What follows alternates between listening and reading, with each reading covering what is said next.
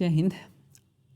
आज हम लोग एसएससी CHSL 2023 के लेटेस्ट आंसर की को यहाँ पे देखने वाले हैं और हमारा 2023 का पार्ट है, यहाँ पे 2023 का पेपर है और हम इसके सेट नंबर 9 को यहाँ पे डिस्कस करेंगे। टोटल जो एग्जाम होता है आपका 36 शिफ्ट में एग्जाम होता है और हम इसके 9 नंबर पार्ट को यहाँ पे डिस्कस करने वाले हैं। चलिए पहला क्वेश्चन देखते हैं। फर्स्ट क्वेश्चन हमारे यहाँ पे कह रहा है कि शीतल अपने व्यवसाय के लिए वित्तीय विवरण बनाना चाहती है, इसके लिए उसे निम्नलिखित में से किस सॉफ्टवेयर का उपयोग करना चाहिए? तो ये हो जाएगा स्प्रेडशीट सॉफ्टवेयर, इसका करेक्ट आंसर हो जाएगा।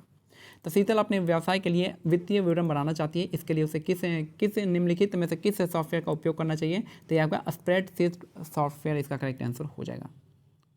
नेक्स्ट है अंतर्राष्ट्रीय अंतरिक्ष स्टेशन ISS की प्रत्येक परिक्रमा में आपका 90 से 93 मिनट लगते हैं। तो अंतर्राष्ट्रीय अंतरिक्ष स्टेशन जो आपका उसकी परिक्रमा में 90 से 93 मिनट लगते हैं।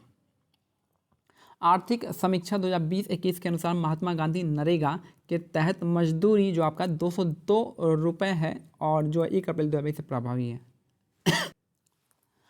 आर्थिक समीक्षा 2021 के अनुसार महात्मा गांधी नरेगा जो है उसके तहत मजदूरी दिन की कितनी है? 202 रुपये है और ये 1 अप्रैल 2020 से प्रभावी है, 202 कर दिया गया है। अंतर्राष्ट्रीय महिला दिवस कब मनाते हैं? तो 8 मार्च को अंतर्राष्ट्रीय महिला दिवस मनाते हैं। 8 मार्च को हम अंतर्राष्ट्रीय महिला दिवस मनाते हैं। नेक्स्ट है 1757 में पलासी में सिराजुद्दौला के खिलाफ कंपनी ने सेना का नेतृत्व किया था, तो ये रॉबर्ट क्लाइव हो जाएगा। तो देखिएगा 1757 की जो लड़ाई हुई थी बैटल ऑफ पलासी के नाम से जानते हैं, जिसमें अंग्रेजों की तरफ से आपका क्लाइव थे और इधर से जो थे बंगाल का नवाब थे सिराजुद्दौला, दोनों के बीच में लड़ाई होती है और जिसमें सिराजुद्दौला की डिफीट होती है। नेक्स्ट है जब रेत के कण बहुत महीन और हल्के होते तो हवा इसे बहुत लंबी दूरी तक ले जा सकती है। जब ऐसी रेत बड़े क्षेत्र में जम जाती है तो इसे हम क्या कहते हैं? उसे हम लोएस कहते हैं। ठीक है, लोएस ये हमेशा कहाँ पे होता है? तो डेजर्ट एरिया में दिखता है। तो लोएस का जो आपका एरिया जो दिखता है आपका डेजर्ट एरिया में शो होता है। नेक्स्ट है अक्टूबर 2022 में प्रधानमंत्री नरेंद्र मोदी द्वारा निम्नलिखित में से किस गलियारे यानी किस कॉरिडोर का उद्घाटन किया गया था? तो आपका महाकाल लोक गलियारे इसका करेक्ट आंसर हो जाएगा। ठीक है, तो अक्टूबर 2022 में प्रधानमंत्री नरेंद्र मोदी द्वारा निम्नलिखित में से किस गलियारे का आपका उद्घाटन किया गया था? तो महाकाल लोक गलियारा इसका करेक्ट आंसर हो जाएगा। नेक्स्ट है भारत की राष्ट्रीय वायु खेल नीति नेशनल एयर स्पोर्ट्स पॉलिसी वर्ष 2022 में जारी की गई थी। भारत की राष्ट्रीय वायु खेल नीति जो है एयर स्पोर्ट्स पॉलिसी जो है आपका 2022 में जारी की गई थी। भारत सरकार द्वारा जारी ट्रेजरी बिलों की अवधियों का निम्नलिखित में से कौन सा संयोजन सही है? तो यह जगह 91 दिन, 182 दिन और आपका 364 दिन। इसका जस्ट डबल कर दिया गया, फिर इसका जस्ट डबल कर दिया गया है। ठीक है, तो यह आपका ट्रेजरी बिलों का अवधि है आपका यहाँ पे 91, 182 और 364 दिन। हरिप्रसाद चौरसिया का नाम निम्नलिखित में से किस वाद्य यंत्र से संबंधित है? तो बांसुरी इसका करेक्ट आंसर हो जाएगा। हरिप्रसाद चौरसिया का नाम जो है निम्नलिखित में से किस वाद्य यंत्र से जुड़ा हुआ है? तो ये आपका बांसुरी से जुड़ा हुआ है।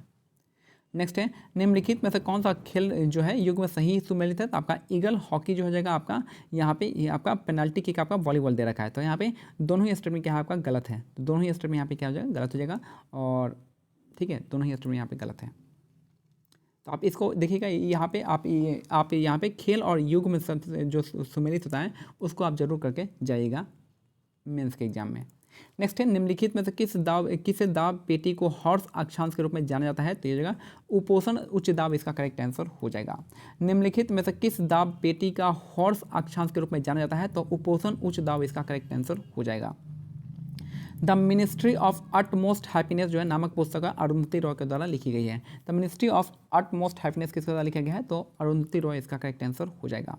नवंबर 2022 तक भारत का पहला नागरिक कौन है? तो आपका द्रौपदी मुर्मू इसका करेक्ट आंसर हो जाएंगे। तो नवंबर 2022 तक भारत का पहला नागरिक कौन है? तो आपका द्रौपदी मुर्मू इसका करेक्ट आंसर हो जाएगा।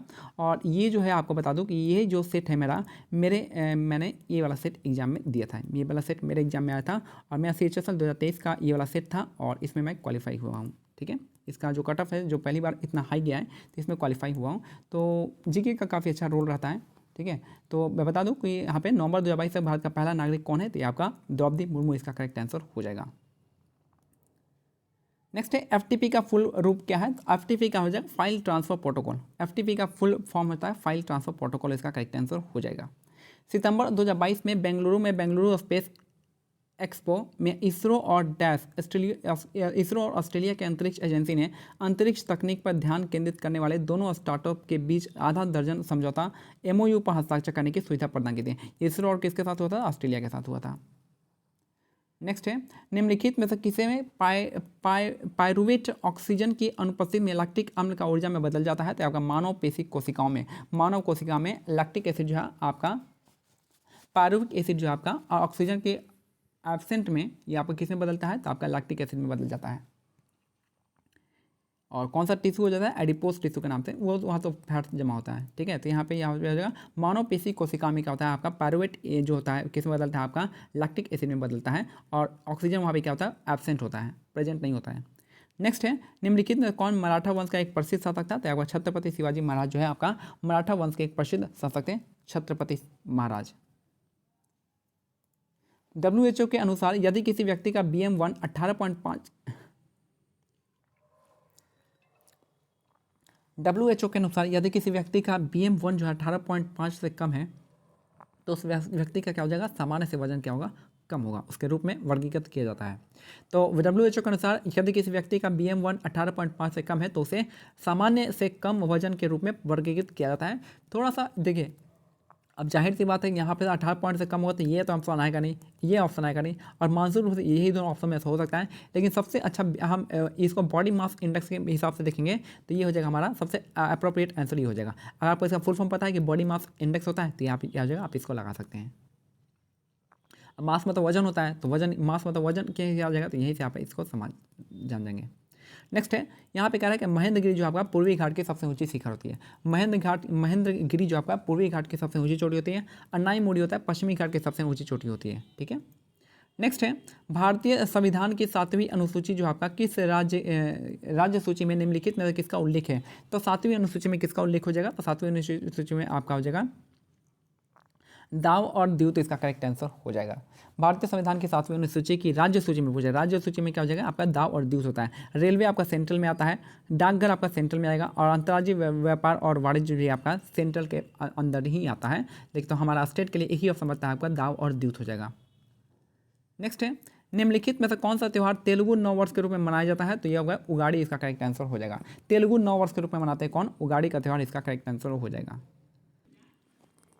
मैंने बहुत बार अपने जो SSC CHSL का जो भी आपका पिछले साल का पेपर हुआ है, मैंने उसमें बताया हुआ है बहुत बार कि उगाड़ी का त्यौहार जो है आंध्र प्रदेश और कर्नाटक राज्य में मनाते हैं, जो कि आपका तेलुगु का नव वर्ष के रूप में जाना जाता है। तो आप जो भी आपका जो क्वेश्चन पूछा जाता है CHSL में, वो आपका प्रीवियसली जो आ रहा है क्वेश्चन उसी के साथ, जैसे आपका CHSL अभी 2023 ये वाला चल रहा है, तो इसके बाद जो आने वाला क्वेश्चन है यही से पूछा जाएगा। ठीक है, जैसे कि आपका जो MTS आने वाला है, चाहे जो आपका CHSL मेंस आने वाला है, जो CGL का नेक्स्ट आने वाला है, प्री आने वाला है, तो इसका बेस जो बनेगा ये CHSL 2022 बनेगा।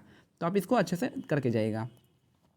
कौन सा महाद्वीप विश्व का आधे से अधिक टीन का उत्पादन करता है? तो एशिया इसका करेक्ट आंसर हो जाएगा। आधे से अधिक टीन का उत्पादन करने वाला है आपका एशिया, इसका करेक्ट आंसर हो जाएगा। नेक्स्ट है, खेलो इंडिया युवा खेल के चौथे संस्करण की मेजबानी भारत के किस राज्य ने की थी? तो आपका हरियाणा, इसका करेक्ट आंसर हो जाएगा। खेलो इंडिया युवा खेल के चौथे संस्करण की मेजबानी आपका हरियाणा किया था। और मैं इसको क्वेश्चन को गलत लगा दिया था, मैंने मध्य प्रदेश लगा दिया था, और मैंने बस यहाँ ये नहीं देखा था कि चौथा पूछ रहा है, मैंने बस देखा कि अरे यार खेलो इंडिया युद्ध गेम है तो चलो हरियाणा लगा दो, तो मैंने मतलब मध्य प्रदेश लगा दूँ, लेकिन यहाँ पूछा है चौथा, पूछा था चौथा है आपका हरियाणा है। और मैंने करंट अफेयर में क्या किया, 5वां पढ़ के गया था। तो आप आधा क्वेश्चन नहीं देखेंगे, आधा क्वेश्चन देखेंगे तो यहाँ पे ये वाला छूट जाएगा, तो मैंने बस ये देखा और यहाँ से ये लगा दिया, तो गलत से लिख दिया। इसका आंसर क्या होगा? हमारा हरियाणा। चौथा पूछ रहा है तो चौथा हरियाणा होगा, 5वां आपका मध्य प्रदेश हो जाएगा। तो छोटी छोटी गलती नहीं करना है। स्वतंत्र भारत में जन्म लेने वाले पहले भारतीय राष्ट्रपति कौन है? तो द्रौपदी मुर्मू है, ये इसका ये आंसर हो जाएगा। एक ही क्वेश्चन को 2 बार में घुमा फिरा के पूछ दिया है। ठीक है, तो स्वतंत्र भारत में जन्म लेने वाले पहले भारतीय राष्ट्रपति हैं आपकी द्रौपदी मुर्मू, इसका करेक्ट आंसर हो जाएगा। तो आई थिंक आपको मैंने कुछ क्वेश्चन का बता दिया, कैसे क्वेश्चन को अटेम्प्ट करना है ये भी मैंने बताया कि थोड़ा सा क्वेश्चन को आधा नहीं पढ़ना है, क्वेश्चन को पूरा पढ़ना है, ऑप्शन को ध्यान से देखना है, और थोड़ा सा 2 मिनट अब ये मतलब सोचेगा कि 5 मिनट में हमको आंसर कंप्लीट करना है, 5 मिनट में हमको जीके कंप्लीट नहीं, 2 मिनट ज़्यादा लग जाए, 7 मिनट लग जाए, 8 मिनट लग जाए, लेकिन आप जीके को पूरा क्वेश्चन और ऑप्शन के साथ पढ़ेंगे। ठीक है, तो मिलते हैं अगले वीडियो में, तब तक के लिए जय हिंद, जय भारत, धन्यवाद।